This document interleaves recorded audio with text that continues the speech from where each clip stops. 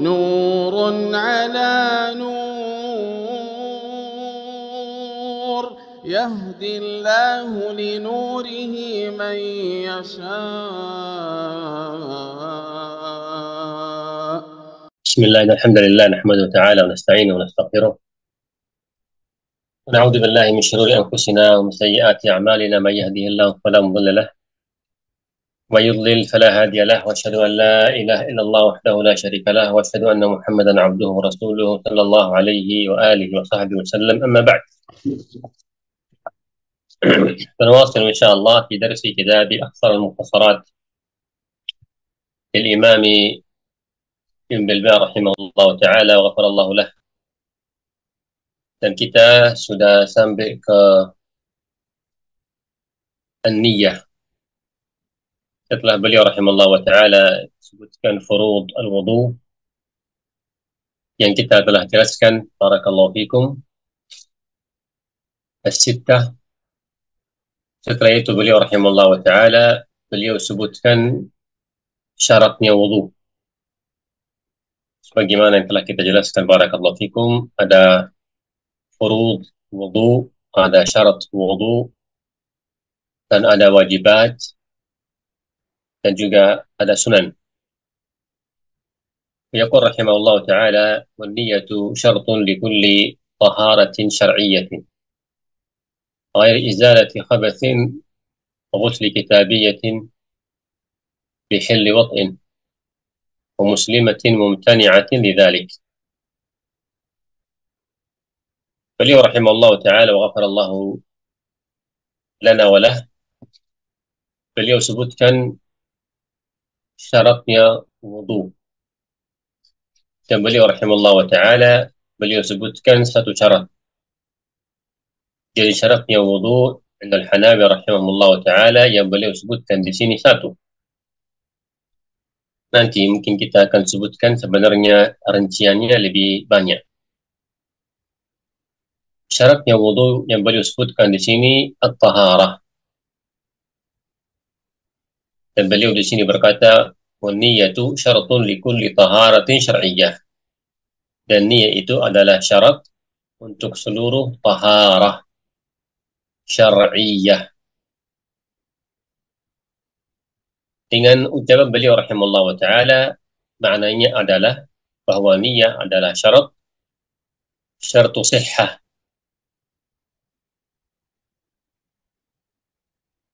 Bahwa niat adalah syartu sihhah untuk seluruh taharah.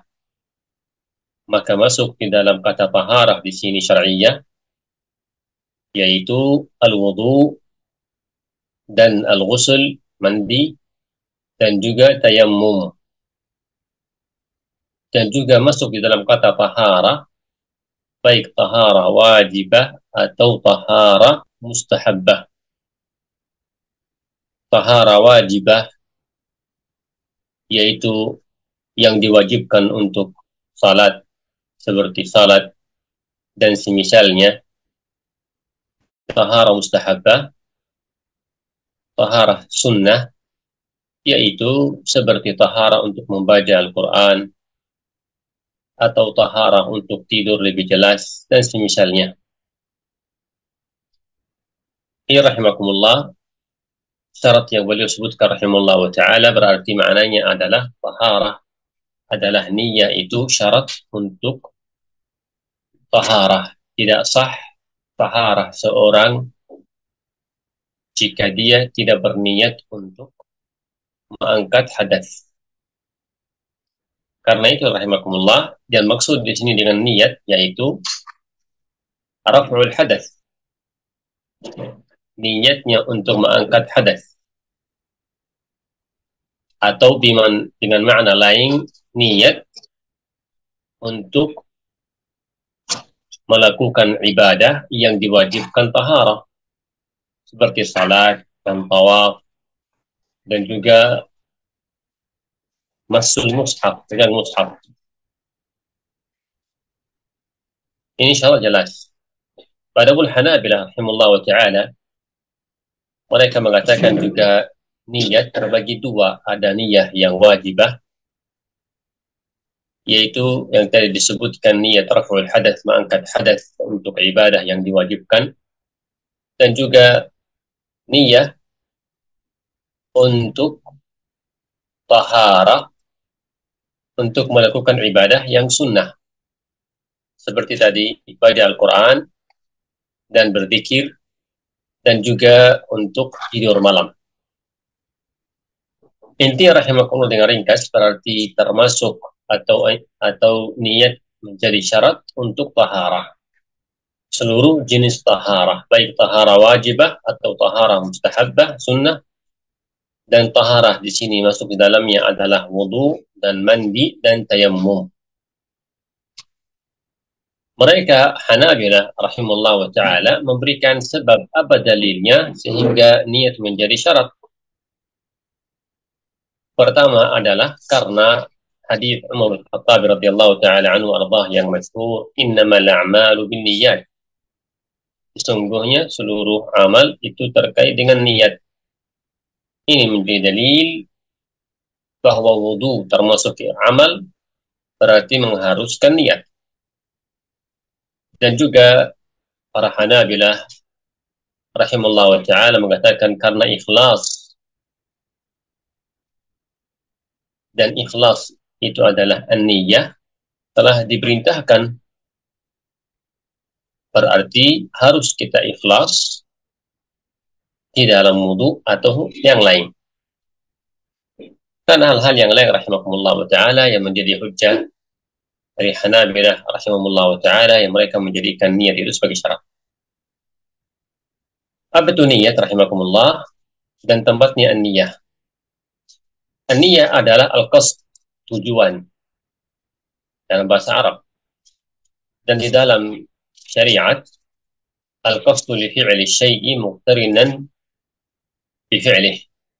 Tujuan untuk melakukan sesuatu, tujuan atau niat berazam untuk berbuat sesuatu, dan niat tersebut tidak terkait dengan perbuatannya.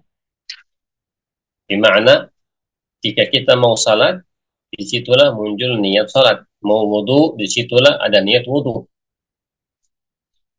Dan insya Allah sangat mudah kita mengetahui niat. Seluruh orang sebenarnya mengetahui niat. Pada umumnya, a'malul qulub itu seluruh orang mengetahuinya. Niat itu adalah tujuan. Kalau bilang azam, para ulama sebenarnya membedakan antara azam dan niat. Sebagian ulama membedakan, karena pun niat itu memiliki 5 tingkatan. 5 tingkatan. Intinya adalah an-niyah yal qasd bi fi'li syai' muqtarinan bi waqtihi. Tujuan untuk berbuat sesuatu di waktunya. Di waktunya mau mengerjakan sesuatu. Bedanya apa? Kenapa dikatakan dengan waktunya? Jika orang ingin besok pergi ke misalnya ziarah ke fulan, berarti itu namanya azam, karena belum datang waktunya. Jika sudah datang waktunya, itu baru niat, itu namanya niat. Ya, secara jelas. Jadi azam itu sebelum amal. Niat itu waktu awalnya amal. Itu yang dimaksud. Secara jelas. Dan mahalnya an-niyah, tempatnya al-niyah adalah al-qalb. بإجماع العلماء كما نقله شيخ الإسلام رحمه الله تعالى وغيره, bahwa an-niyah adalah niatnya taharah dari wudu atau mandi atau tayammum atau salat, puasa, dan haji dan zakat dan seluruh jenisnya ibadat, dan juga muamalat. Kama qala rahimahullah, seluruh jenisnya ibadat, yaitu niatnya jelas kembali ke hati, tidak perlu diucapkan dengan lisan. Kata beliau rahimahullah, bittifaq a'immatul Islam, bahwa seluruh imam-imam muslimin telah sepakat bahwa niat tempatnya adalah hati. Ini ucapan beliau rahimahullah ta'ala Syekhul Islam di Majmu' Fatawa.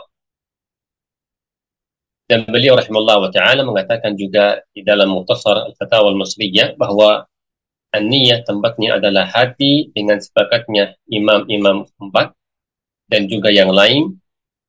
Kata beliau kecuali sebagian dari mutaakhirin, sebagian dari ulama yang di belakang, mereka mewajibkan at-talaffuz bin niyah. Mereka mewajibkan harus melafazkan dengan niat, mengucapkan niat. Kata beliau, masbuqun bil ijma', padahal sebenarnya ada ijma' para ulama sebelumnya sepakat bahwa niat tempatnya adalah hati. Jelas insyaAllah tidak ada dalil dari kitabullah dan sunnah Nabi SAW, satu pun tidak ada dalil. Tidak ada dalil hadis sahih atau hasan ataupun dhaif, tidak ada bahwa Rasulullah mengucapkan niat setiap kali mau wudu, setiap kali mau salat, setiap kali mau keluarkan zakat dan semisalnya. Tidak ada hadis walaupun lemah, tidak ada. Maka sangat jelas niat itu tidak membutuhkan diucapkan. Sangat jelas. Hukumnya niyah sebagaimana di kitab ini Akhsal Mukhtasarat Ibn Bilbah rahimahullah, beliau mengatakan bahwa niyah adalah syarat di setiap taharah, kecuali ada beberapa hal yang beliau kecualikan yang nanti kita akan sebutkan insyaallah.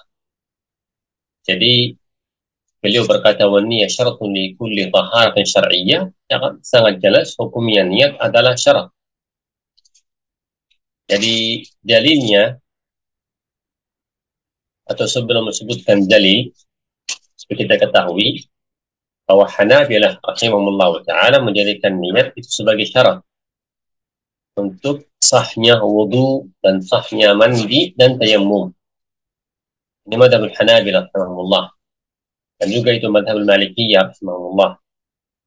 Beda dengan, walaupun sedikit bedanya dengan lafaznya Syafi'iyah menjadikan niat itu sebagai farad atau rukun. Tetapi sebenarnya bedanya sedikit. Karena syarat itu harus ada dalam ibadah. Farad atau rukun harus ada dalam ibadah. Bahkan sebagian Syafi'iyah mengatakan syarat. Beda dengan Hanafiyah. Adapun dalilnya Hanabilah. Dalilnya Hanabilah dengan madhabnya mereka mengatakan itu syarat. Yang tadi saya sebutkan, hadis Abdullah bin Umar, hadis Umar bin Khattab radhiyallahu ta'ala anhu warḍah, innamal a'malu binniyat, dan juga ta'lil atau hujjah yang mereka sebutkan tadi bahwa ikhlas itu diperintahkan dan ikhlas itu adalah niat. Dan juga sebenarnya ayat suratul Maidah itu pun bisa kita mengambil dalil bahwa niat itu sebagai syarat. Qaul Allah Subhanahu wa ta'ala, ayyuhalladzina amanu idza qumtum. Ya qauli idza qumtum maknanya adalah jika kalian berdiri untuk salat. Faghsulu wujuhakum, diperintahkan untuk cucikan muka dan farad-farad yang lain. Ini kata ulama, qumtum ila shalah, maqalahu Ibnu Qudamah fil Mughni. Qumtum ila shalah itu adalah niat. Qumtum jika kalian berdiri untuk salat, ingin salat. Ya rahimakumullah. Dalil Hanabi rahimahullah wa ta'ala yang mereka menggunakan dalil tersebut sebagai hujjah bahwa niat adalah syarat. Yaqul rahimahullah ta'ala غير إزالة خبث وغسل كتابية بحل وطء ومسلمة ممتنعة لذلك. Berarti atau maknanya sebelumnya kata beliau ghairi izalati khabath, kecuali menghilangkan khabath, wa ghusli kitabiyatin bihilli wat'in, mandinya wanita kitabiyah. Dimaksud di sini istri yang kitabiyah dari Yahudi atau Nasara. Bihilli wat'in, bagi suami jika dia ingin gaulinya. Kalau muslimatin mumtani'a lidzalika, atau muslimah, seorang wanita muslimah yang dia tidak mau mandi, bagi istri tidak mau mandi maka dipaksa dimandikan untuk halal bagi suaminya jika dia ingin menggaulinya. Jadi dengan makna umum, an-niyah adalah syarat.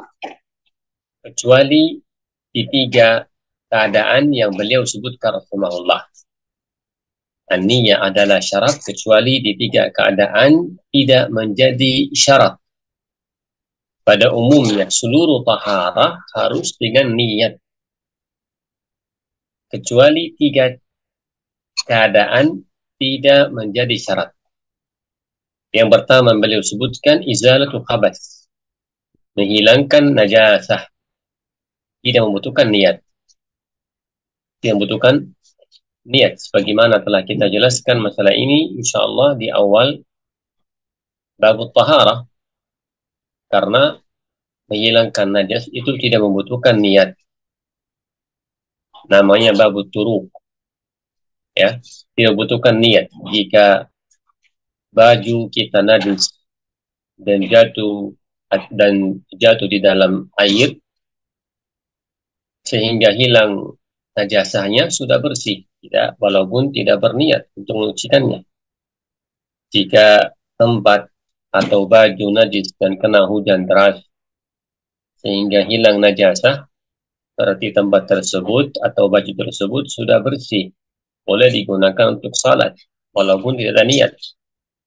Jika misalnya seorang ibu mengambil seluruh baju, menyucikannya, ada baju yang najis, ada yang tidak najis, disucikan, dan tidak berniat untuk menghilangkan najasah, berarti baju tersebut sudah bersih, tahir, boleh digunakan, walaupun seorang ibu itu tidak berniat untuk menghilangkan najas.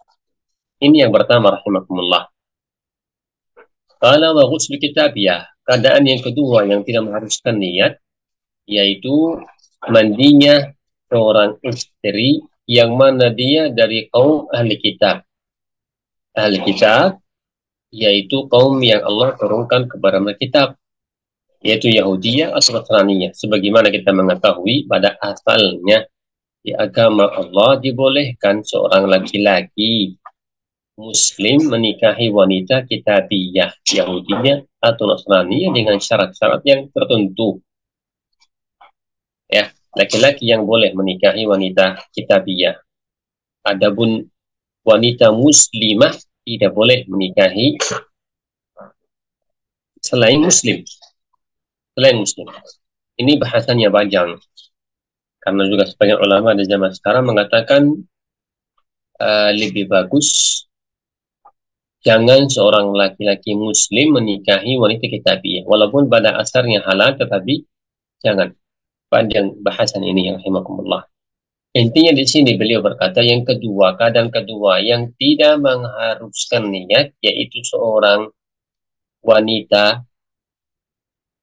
kitabiyah yang memiliki suami, seorang istri kitabiyah, ketika dia misalnya berhenti haidnya atau setelah dia melahirkan nifas, ya, atau semisalnya atau janabah, maka dia pasti akan mandi atau suami menyuruh dia mandi untuk menjadi halal untuk suaminya jika dia nifas, jika dia haid. Setelah berhenti darah haid dan nifas, maka wanita tersebut disuruh sama suami, disuruh mandi supaya menjadi halal lagi untuk suaminya untuk menggaulinya. Kalau jelas, karena rahmatullah, seorang laki-laki itu tidak boleh menggauli istri, baik dia kitabiyah atau muslimah, kecuali dengan 2 syarat. Berhenti darah, baik haid atau nifas. Yang kedua, yaitu dia sudah suci, sudah mandi. Kama dzakara Allah dzalika, sebagaimana Allah jelaskan dalam surat Al-Baqarah. وقول الله سبحانه وتعالى يسألونك عن المحيض قل هو أذى فاعتزلوا النساء في المحيض لا تقربوهن حتى يطهرن فإذا تطهرن فأتوهن من حيث أمركم الله. Al-ayat. Maknanya adalah ketika para sahabat yas'alunaka bertanya tentang mahid, tentang haid, katakanlah kepada mereka bahwa haid itu adalah kotoran, maka jauhilah wanita ketika mereka haid dan jangan kalian mendekatinya. Maksud di sini adalah jangan kalian menggaulinya, jangan kalian jima' menggaulinya sehingga yathurna, sehingga mereka bersih. Bersih di sini adalah berhenti darah haid atau nifas. Fa'idha tatahharna, jika mereka membersihkan diri. Kalau yang pertama yathurna itu berhenti darah. Kalau yang kedua fa'idha tatahharna, mereka yang membersihkan diri, karena wanita tidak bisa membersihkan darah haidnya, tidak bisa dia membersihkannya, bukan di tangannya dia. Karena itulah Allah berfirman hatta yathurna, pertama yathurna, jika sehingga mereka bersih. Yang kedua Allah berfirman faida tatahharna, jika mereka membersihkan diri, yaitu jika mereka sudah mandi. Maka jelas ini dalilnya bahwa seorang kitabiyah, wanita kitabiyah, jika dia berhenti darah haidnya dan nifas, bagaimana bisa halal untuk suaminya? Harus dia mandi. Tetapi namanya kitabiyah berarti dia bukan muslimah. Walaupun dia berniat untuk mengangkat hadas, tidak sah niatnya, karena tidak sah niat dari orang kafirah yang bukan muslimah. Berarti seorang wanita itu yang kitabiyah, istri kitabiyah, jika berhenti darah haid atau nifas, dia pergi mandi, walaupun dia tidak ada niat untuk mengangkat hadas, tetapi sudah mandi, sudah sah, sudah boleh suaminya mendekati, menggaulinya. Insya Allah jelas ini. Ya, jadi kalau istrinya muslimah, harus dia jika mandi dengan niat mengangkat hadas, harus, karena dia muslimah. Termasuk syaratnya wudhu atau mandi, yaitu apa? Al-Islam. Seluruh ibadah tidak diterima kecuali dari muslim dan muslimah. Jika wanita muslimah mau mengangkat hadas, maka harus dia berniat. Jika istri kitabiyah mau mengangkat hadas, dan dia tidak mungkin berniat mengangkat hadas, ya, maka jika berhenti darah haidnya, dia mandi, disuruh mandi misalnya, walaupun dia tidak ada niatnya mengangkat hadas. Bahkan jika pun dia berniat untuk mengangkat hadas, tidak diterima niatnya, karena dia adalah bukan muslimah. Secara jelas, barakallahu fikum. Ini keadaan yang kedua yang beliau sebutkan. Jadi istri kitabiyah, jika dia mandi supaya halal bagi suaminya, tidak diharuskan dia berniat untuk mandi. Keadaan yang ketiga beliau sebutkan muslimatin mumtani'ah lidzalika. Yang ketiga yang tidak diharuskan niat itu wanita muslimah, istri yang muslimah. Kata beliau mumtani'ah, dia tidak mau mandi. Sudah berhenti darah haid, tidak mau mandi, sedangkan suaminya sudah mau mendekatinya. Sudah mau jima. Dan dia tidak mau mandi, maka suami boleh memaksa dia untuk mandi. Memaksa dia. Jika suami memaksa dia untuk mandi, boleh suaminya menggauli dia. Padahal dia, si perempuan itu, si istrinya itu tidak ada niatnya, karena dipaksa. Dipaksa. Jelas insyaAllah. Maka ini tidak diharuskan niat untuk menjadi halal bagi suaminya. Insya Allah jelas. Dalilnya tadi, ayat yang tadi. Bahwa Allah menghalalkan bagi suami mendekati istrinya dengan dua syarat. Berhenti darah haid dan nifas. Yang kedua, sehingga mereka mandi. Tetapi jika muslimah tidak mau mandi, boleh suami memaksa dia untuk mandi supaya boleh dia mendekatinya. Walaupun jika wanita tadi yang dipaksa untuk mandi, dan sudah mandi karena dipaksa, tidak terangkat hadasnya. Jadi tidak boleh bagi dia salat, tidak boleh bagi dia tawaf. Kenapa tidak boleh salat padahal sudah mandi? Karena dipaksa, bukan dengan niat. Sebagaimana mengetahui bahwa niat itu syarat untuk seluruh taharat.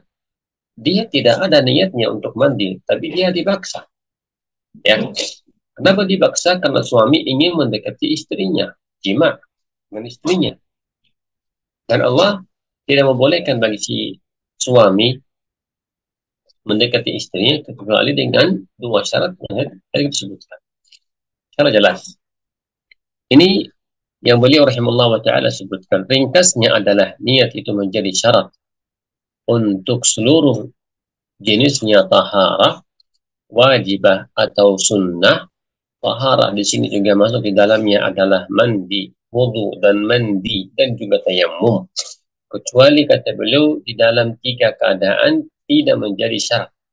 Yang pertama menghilangkan najas, yang kedua mandinya seorang istri yang dari ahli kitab, dan juga seorang muslimah, istrinya muslimah yang tidak mau mandi, dimandikan dengan keras, dimandikan dengan paksa supaya menjadi halal untuk suaminya. Ini 3 keadaan yang beliau sebutkan rahimahullah. Sebagian Hanabilah juga seperti di Kitabul Bidayah dan juga yang lain di Kitabul Hanabilah, mereka menambahkan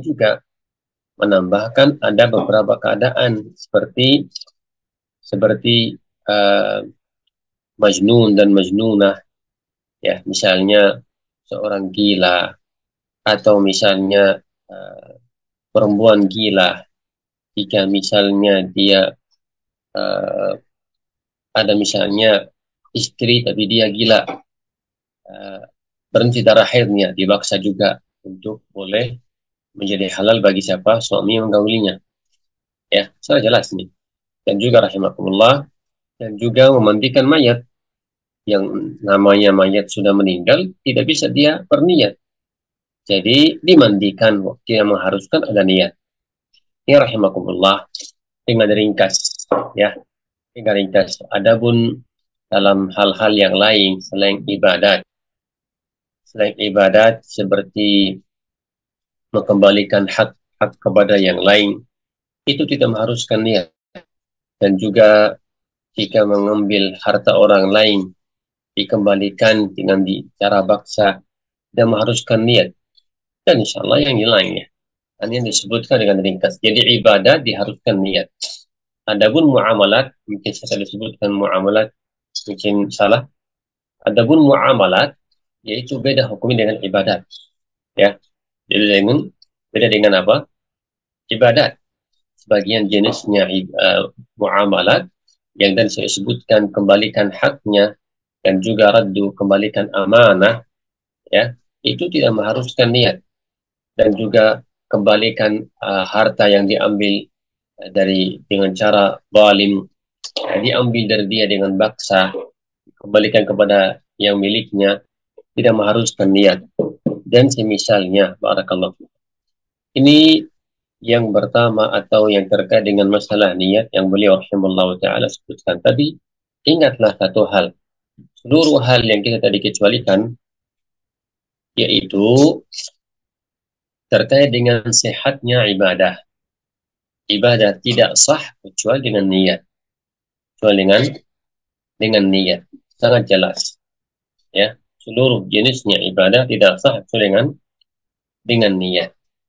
Para ulama mengatakan niat itu terbagi 2. Ada niyatu sihah lil amal, ada niat thawab. Ada niat sahnya amal. Itu menjadi syarat. Ya, menjadi apa? Syarat. Seluruh ibadah harus dengan niat. Apalagi taharah tadi harus dengan niat, kecuali yang tadi kita kecualikan. Adapun barakallahu fikum, yaitu niat thawab, niatnya pahala, seluruh apapun yang kita lakukan baik ibadah atau muamalah ataupun hal-hal yang mubah, jika kita kerjakan karena Allah Subhanahu wa taala, maka akan dapat pahala.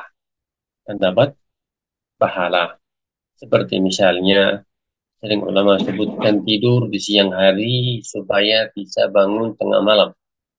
Atau semisalnya, niatnya baik maka akan jadi pahala dari Allah Subhanahu wa taala. Saya dengar ringkas, ya. Ini ringkasnya beliau rahimahullah sebutkan. Beliau sebutkan hanya satu syarat di dalam syaratnya wudu. Syaratnya wudu beliau sebutkan satu saja, itu an-niyah. Sebagaimana yang tadi beliau sebutkan syarat untuk seluruh jenis taharah. Padahal ada syarat-syarat yang lain yang dirincikan di kitab yang lebar, yang dijelaskan dengan rinciannya, termasuk jelas insyaallah termasuk syaratnya taharah selain an-niyah, yaitu tahuriyatul ma. Jelas ma itu air yang kita gunakan untuk wudu harus bersih, suci. Termasuk syaratnya wudu, termasuk selain niat adalah bersihnya air untuk berwudu. Jelas insyaallah. Dan juga Hanabilah, sebagaimana kita belajari juga, Hanabilah menjadikan ibahatuhu, bahwa air itu mubah, bukan air orang lain dibaksa kita ambil. Mereka menjadikan syarat juga, ya. Dan kita sebutkan barakallahu fikum di awal kitab taharah, tidak boleh, bahkan Hanabilah mengatakan tidak sah jika orang berwudu menggunakan air bukan milik kita atau air miliknya orang lain. Itu mengatakan mereka tidak sah wudunya, ya. Sama juga bahkan mereka berikan contoh, jika air wakaf untuk minum digunakan untuk wudu, kata mereka ini juga tidak sah. Ini panjang bahasanya rahimahullah ta'ala. Sama juga termasuk syaratnya niyah, selain tadi syarat wudu, selain niyah dan selain juga air bersih, juga menghilangkan seluruh zat yang menghalangi air kena di tubuh wudu, di anggota wudu atau mandi. Dan juga termasuk syaratnya niyah, syaratnya wudu juga, yaitu berhentinya hal-hal yang membatalkan wudu, ya. Jika orang masih kencing dan mau berwudu, tidak sah wudunya. Jika orang buang hajat mau berwudu, tidak sah wudunya, sehingga berhenti hal-hal yang membatalkan wudu, berhenti kencing. Dan juga darah haid, jika masih keluar darah haid, tidak sah wanita mandi karena masih keluar darah haid. Ini syarat jelas. Dan syarat-syarat yang lain ulama sebutkan sangat banyak, al-Islam, al-tamyiz, wal-aql. Dan juga ada syarat khas bagi orang yang salasul baul, yang tidak bisa menahan kencingnya. Ada syarat khas yang ulama sebutkan rahimahullah ta'ala. Jadi selain itu beliau rahimahullah ta'ala mengatakan wa tasmiyatu wajibatun fi wudu. Setelah itu beliau rahimahullah ta'ala beliau sebutkan hal-hal yang wajib, hukum yang wajib di dalam wudu. Kalau kita mau lihat, seakan-akan beliau sebutkan satu, yaitu at-tasmiyah. At-tasmiyah yaitu mengucapkan bismillah. Tetapi jika kita memperhatikan apa yang beliau sebutkan di sini, dan juga apa yang nanti beliau sebutkan dalam masalah sunnah-sunnah wudu, kita bisa katakan bahwa wajibnya wudu ada dua. Yang pertama, at-tasmiyah, membaca bismillah, itu hukumnya wajib. Yang kedua, yaitu menuci dua telapak tangan bagi orang yang bangun tidur malam, ya, bangun tidur malam dan tidurnya lama. Nanti akan disebutkan insyaallah. Jadi ringkasnya, wajibat al-wudu dua. Kalau tadi apa? Syaratnya wudu satu, an-niyah. yang beliau sebutkan. Adapun wajibatul wudu ada dua. Yang pertama at-tasmiyah. Perhatikan apa yang beliau sebutkan. Kalau at-tasmiyatu wajibatun fi wudu, dan tasmiyah membaca bismillah itu wajibah di dalam wudu dan mandi dan tayammum dan ghasli yadi qaim min naumin laylin min naumi laylin naqidin li wudu'in wa tasqutu sahlan wa sahwan wa jahlan. bahwa bahwa baca bismillah itu hukumnya wajib di dalam wudu atau mandi atau tayammum, dan juga ghasli yadi qa'imin min naum, dan juga cuci telapak tangan qa'imin min naumin lailin min naumi lailin naqidin li wudu, dan juga cuci telapak tangan bagi orang bangun tidur dari tidur malam, dan tidur malam itu naqid li wudu. Maksudnya naqid li wudu dengan ringkas, tidur malam dengan lama waktunya, bukan sebentar. Dan nanti akan sebutkan insyaallah termasuk nawaqid al-wudu, membatal wudu adalah tidur. Tetapi Hanabilah mereka mengatakan tidak seluruh jenisnya tidur membatal wudu. Hanya tidur lama itu membatal wudu, baik di siang hari atau di malam hari. Jika tidurnya sebentar, tidak batal wudunya. Jika tidurnya lama, itu batal wudunya. Itu menurut Hanabilah. Karena itu beliau rahimahullah di sini mensyaratkan kapan cuci tangan menjadi hukumnya wajib, itu ketika bangun tidur malam, dan juga tidur malam itu naqid, yaitu tidur malam itu lama. Akan disebutkan insyaallah. Qala wa tasqutu sahwan wa jahlan. Maknanya adalah bahwa baca bismillah itu dijatuhkan hukumnya bagi orang yang lalai atau jahil hukumnya. Lalai atau lupa, sebenarnya beda bahasa Arabnya, as-sahu wal jahl, as-sahu wal nisyan. Lalai atau jahil. Jadi dengan rinciannya, jadi wajibatul wudu dengan yang tadi saya sebutkan, jika kita lihat bacakan seluruh apa yang beliau sebutkan di sini, termasuk yang beliau sebutkan terkait dengan sunnah wudu, berani mengatakan bahwa wajibatul wudu ada dua. Yang pertama adalah at-tasmiyah, baca bismillah. Maksud dengan tasmiyah, baca bismillah. Jadi al-Hanabilah mereka mengatakan wajib ketika orang mau mandi atau mau wudu atau tayammum, wajib dia mengucapkan bismillah di awalnya, di awalnya wudu atau awalnya mandi atau tayammum. Ini madhab al-Hanabilah, mufradat al-Hanabilah. Ini hanya madhab al-Hanabilah saja. Adapun selain al-Hanabilah mengatakan sunnah. Jadi Hanabilah mengatakan wajib mengucapkan bismillah. Pada dalilnya mereka rahimahullah ta'ala, mereka dalilnya adalah hadis inda Abi Daud, inda Ibn Majah, inda Ahmad, la wudu'a liman lam yadhkur ismallah alaih. Tidak ada wudu bagi orang yang tidak mengucapkan nama Allah atasnya. Tidak mengucapkan nama Allah padanya atau atasnya. Ini hadis Sunan inda Abi Daud, inda Ibn Majah rahimahumullah ta'ala, usahaw Al-Albani rahimahullah ta'ala.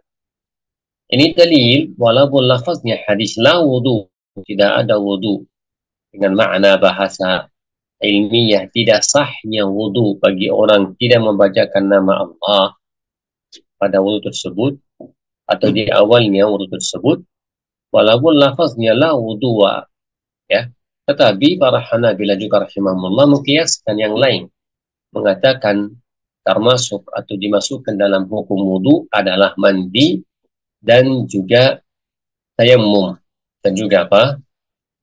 Tayammum. Ya, ini yang mereka rahimahullah ta'ala sebutkan di sini. Sama juga rahimahumullah ta'ala, ini sebagaimana tadi saya sebutkan bahwa ini madhabnya khas Al-Hanabilah rahimahullahu ta'ala.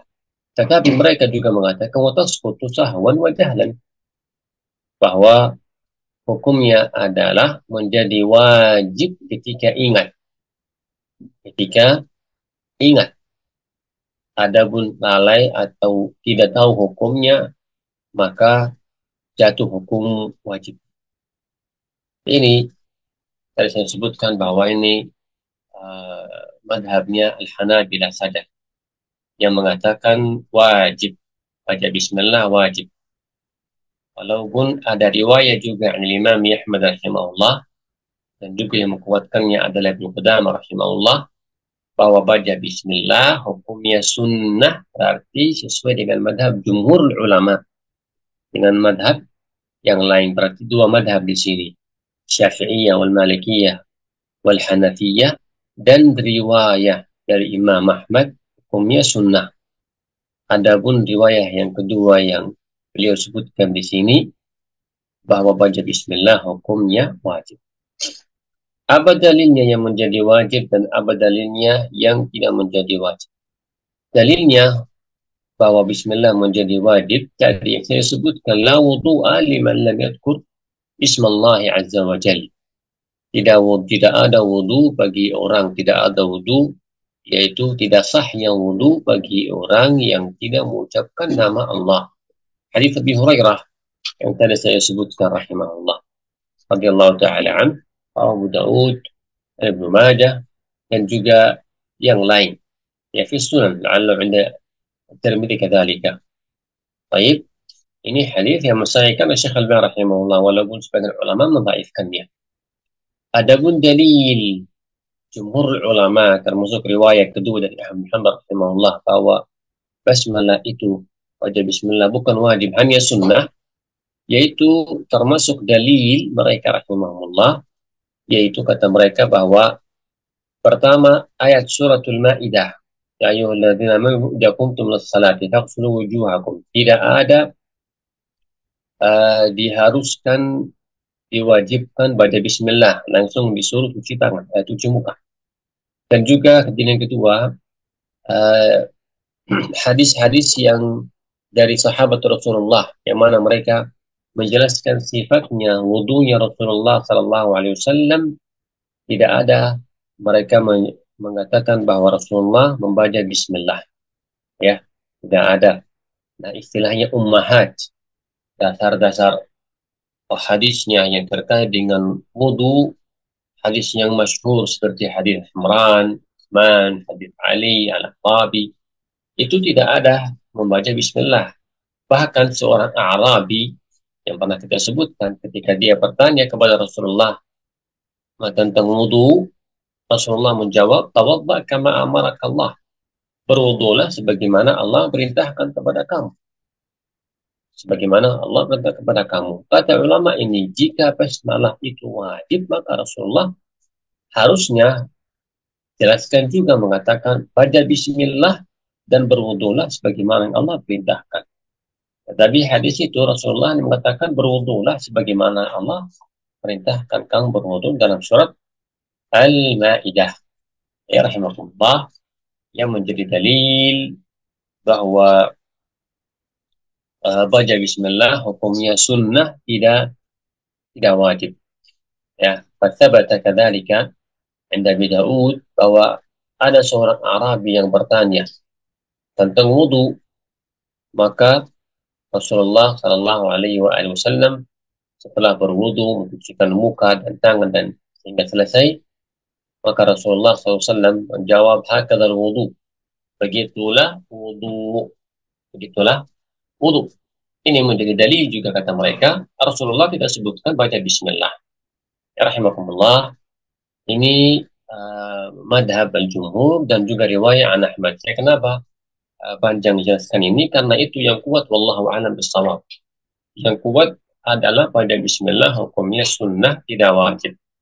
Adapun hadis yang tadi la wudu'a, tidak sahnya wudu, itu dijawab bahwa pertama hadis itu bisa dikatakan lemah, bagaimana qala Imam Ahmad rahimahullah lam yuthbut fi hadis, tidak ada hadis yang sahih yang terkait dengan baca bismillah, mewajibkan baca bismillah. Dan juga barakallahu fikum, jika kita mengatakan hadis itu sahih sebagaimana yang disampaikan Syekh Al-Albani rahimahullah taala, yaitu berarti ada dalil-dalil yang lain yang memindahkan dari hukumnya wajib ke hukum sunnah. Jadi maknanya la wudu'a bukan tidak sahnya wudu. Maknanya menjadi apa? Tidak sempurna wudu kecuali membacakan baca bismillah. Kenapa kita mengatakan maknanya adalah tidak sempurna wudu? Yaitu sebabnya tadi, karena banyak dalil yang tidak disebutkan tidak disebutkan bismillah, tidak diharuskan baca bismillah. Dan kaidah dalam syariah, dalam agama Allah Subhanahu wa taala, bahwa nafi itu seperti la wudu tadi, nafi itu pada awal itu diarahkan untuk sihah. Pertama untuk wujud, kedua untuk sihah. Bagaimana di sini? La wudu'a ditafsirkan pertama kali tidak sahnya wudu. Ya, jika wudunya sah berarti dipindahkan hukumnya sihah ke kamal, sempurna. Maka dikatakan bukan tidak sahnya wudu, maknanya adalah sebenarnya tidak sempurna wudu. Kenapa dikatakan tadi tidak sempurnanya wudu kecuali dengan ucapkan baca bismillah? Tadi yang kita sebutkan, wallahu a'lam bishawab. Ini ringkasnya masalah ini rahimakumullah. Insyaallah jelas. Tetapi sebenarnya ada hadis dari Imam An-Nasa'i dan juga dari Imam Ibnu Khuzaimah di Hibban, ada sebagian sahabat Rasulullah yang bertanya kepada Rasulullah sallallahu alaihi wasallam menjelaskan wudunya. Maka Rasulullah bertanya kepada mereka, adakah di antara kalian yang membawa air? Maka Rasulullah SAW berwudu. Rasulullah memasukkan tangan dalam air dan Rasulullah SAW mengucapkan tawadda'u bismillah. Berwudulah mengucapkan bismillah. Bismillah. Al-hadis. Anas radhiyallahu ta'ala anhu. Ini yang paling kuat jika kita mau perhatikan hadis ini yang sahih. Hanya ada perintahan dari Rasulullah SAW.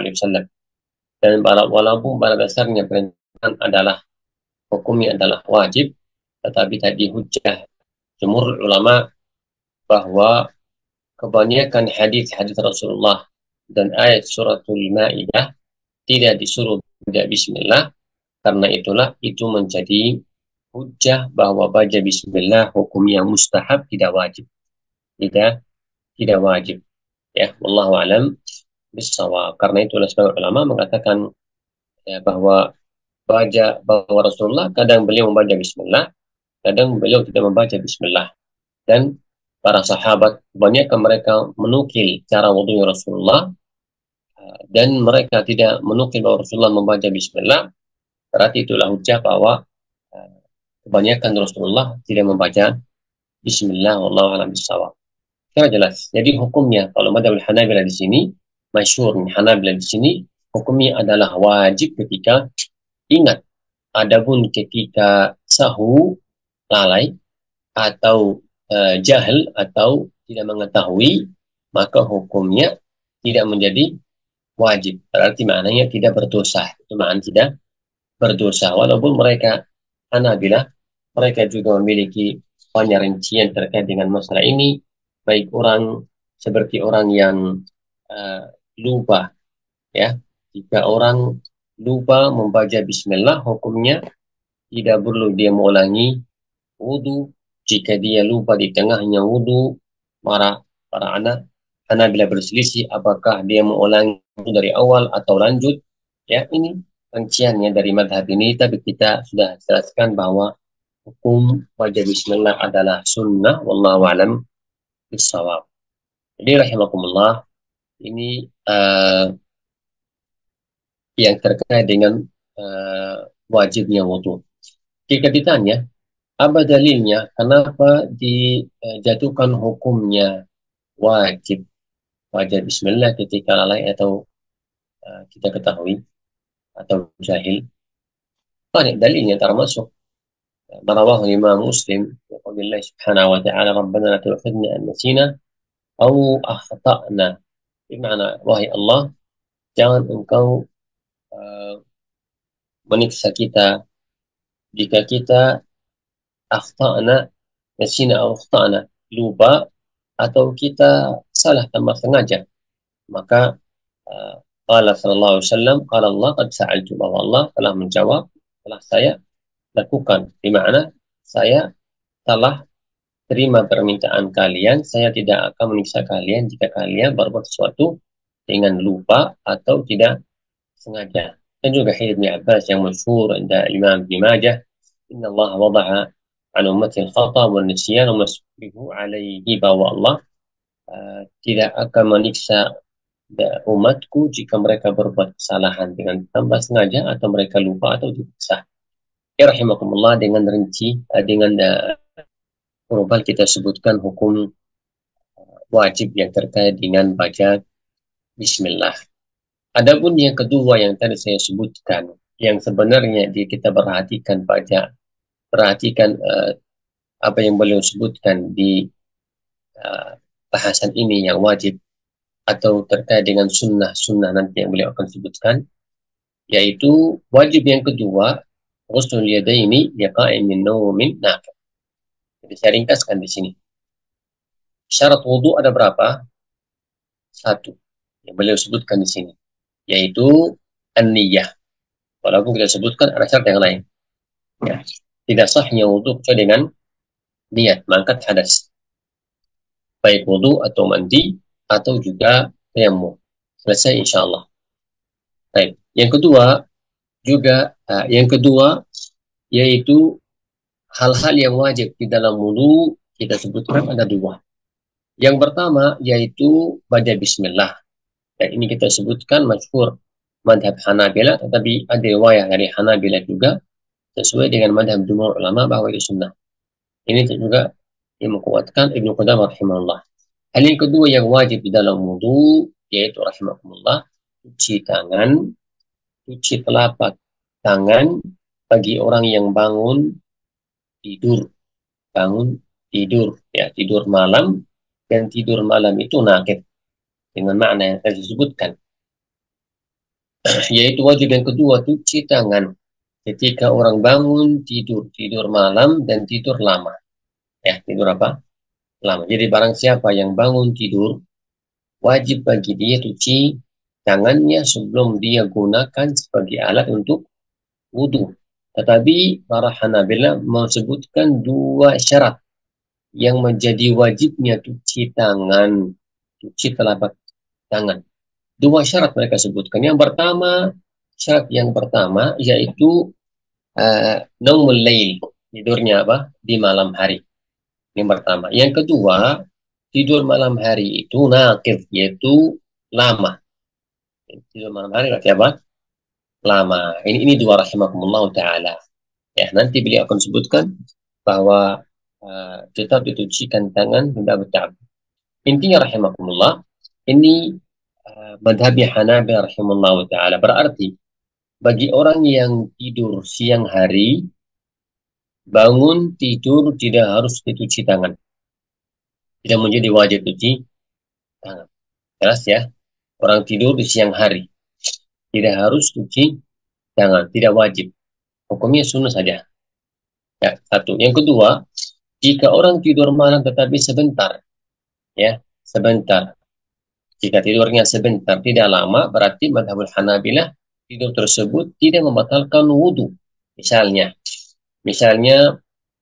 barakallahu fikum setelah maghrib pulang dari masjid tidur sebentar, tidur malam ini namanya, tapi sebentar, tidak lama. Maka ketika dia bangun, ya, bangun pertama kali wudunya jelas madhabul Hanabilah tidak batal, maka jelas tidak wajib dia pun berwudu. Jika mau berwudu pula, maka wudunya itu tidak mengharuskan cuci tangan. Salah jelas. Dalilnya Hanabilah rahimahullah wa ta'ala. Apa dalilnya Hanabilah yang mengatakan bahwa harus atau wajib cuci tangan ketika tidur malam, ketika bangun tidur malam dan tidur yang lama? Hadis yang masyhur, idza stayqadha ahadukum min nawmi فيغسل يده في الإناء حتى يغسلها ثلاثا فإنه لا يدري أين باتت يده. Jika ada seorang kalian bangun tidur, maka janganlah dia memasukkan tangannya di dalam bijana sehingga dia mencucikannya 3 kali. Sesungguhnya dia tidak mengetahui di mana tidur tangannya. Tidur tangannya. Lafaznya di sini barakallahu fikum, kata Hanafi rahimahullah taala, yaitu Rasulullah melarang, fala yaghmis. Melarang, jangan dia masukkan tangannya dalam bijana sehingga menucikannya 3 kali. Dan lafaznya juga hadis ini batat, karena sesungguhnya orang tersebut tidak mengetahui di mana tidur malamnya, tidur tangannya. Lafaznya batat itu biasanya tidur malam, kata Hanafilah. Berarti syarat yang tadi disebutkan adalah yaitu tidur malam. Insyaallah ini jelas. Jadi ini rahimakumullah ta'ala, madhabul Hanafi rahimahullah ta'ala. Hukum, jadi hukum ketika orang bangun tidur, hukum jika orang bangun tidur, wajib bagi dia cuci telapak tangan. Cuci telapak tangan. Baik, ini jika tidur malam dan tidur lama, dan nanti akan disebutkan beliau rahimahullah ta'ala di masalah sunnah. Ya, ini tercampur bahasan beliau rahimahullah ta'ala. Karena itu saya sengaja sebutkan di sini. Jadi yang wajib 2, wajib bismillah. Yang kedua, cuci telapak tangan ketika bangun tidur malam, ya. Dan juga ketika tidurnya lama, menjadi hukumnya wajib. Jelas? Dan ini mufradatul Hanabilah. Ini hanya Hanabilah saja memiliki madhab ini, mengharuskan cuci tangan ketika bangun tidur malam. Adapun madhab selain Hanabilah mengatakan sunnah. Ini ringkas yang beliau rahimahullah ta'ala sebutkan. Barakallahu fikum. Baik, selanjutnya adalah barakallahu fikum, yaqul musannif wa sunanuhu. Ya, sunanuhu. Sebelum kita pindah ke masalah sunnah wudu, kita sebutkan satu faedah mungkin sebagai menutup. Insyaallah tundahkan masalah sunnah atau bahasan sunnah ke dalam yang akan datang di subhanahu wa ta'ala. Yaitu rahimakumullah, apa hukumnya jika orang bangun tidur malam dan dia lupa memasukkan tangannya di dalam air. Apa hukumnya? Sebelum dia cuci tangan, dia sudah masukkan tangannya di dalam bijana. Kita pernah sebutkan ini, insyaallah masih ingat, bismillah. Apa hukumnya tersebut? Apakah najis atau tahir? Apa hukumnya? Kalau Hanabilah sudah mengatakan orangnya itu berdosa karena dia masukkan tangannya di dalam bijana setelah bangun tidur dan mencucikan tangan sebelumnya. Ya, tetapi hukum airnya adalah tahir dan asal sebagaimana yang telah kita jelaskan. Ya rahimakumullah, saya sebutkan dari sini dengan ringkas dan mohon maaf saya kurang sehat, tapi insyaallah cukup dan jelas apa yang saya sebutkan. Barakallahu fikum. Terus akan datang dari Allah Subhanahu wa ta'ala, kita akan lanjut langsung masuk ke sunnah wudu.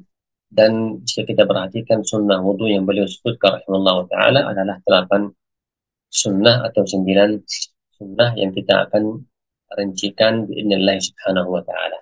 Alhamdulillah kita tahu fara'id al-wudu, farad wudu kita sebutkan ada 6, dan juga kita belajar juga dari ini syarat al-wudu adalah an-niyah, dan juga kita belajar wajib al-wudu adalah 2 hal. Yang pertama yaitu baca bismillah, yang kedua wajib yang khas yaitu wajib cuci 2 telapak tangan ketika bangun tidur malam dan tidur lama. Ya, ini ringkasnya bismillah subhanahu wa ta'ala. Insyaallah kita akan lanjut di dars akan datang subhanahu wa ta'ala. Saya ulangi lagi, saya minta maaf mungkin ada yang kurang jelas karena merasa kurang sehat. Wallahu a'lam bishawab. Baik, jazakallah khair, barakallahu fikum syekhna.